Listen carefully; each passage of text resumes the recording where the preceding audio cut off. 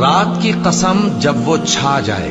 اور دن کی قسم جب وہ روشن ہو جائے، اور اس ذات کی قسم جس نے نر اور مادہ پیدا کیے کہ تم لوگوں کی کوشش طرح طرح کی ہے۔ سو جس نے اللہ کے رستے میں مال دیا اور پرہیزگاری کی اور بہترین بات یعنی کلمہ توحید کو سچ جانا، تو اس کو ہم آسان طریقے کی توفیق دیں گے، اور جس نے بخل کیا اور بے پرواہ بنا رہا اور بہترین بات کو جھوٹ سمجھا، تو ہم اسے رفتہ رفتہ سختی میں پہنچا دیں گے، اور جب وہ دوزخ کے گڑھے میں گرے گا تو اس کا مال اس کے کچھ بھی کام نہ آئے گا۔ یقیناً راہ دکھا دینا ہمارا ذمہ ہے، اور بے شک آخرت اور دنیا ہماری ہی ملکیت ہے۔ سو میں نے تم کو بھڑکتی آگ سے خبردار کر دیا ہے،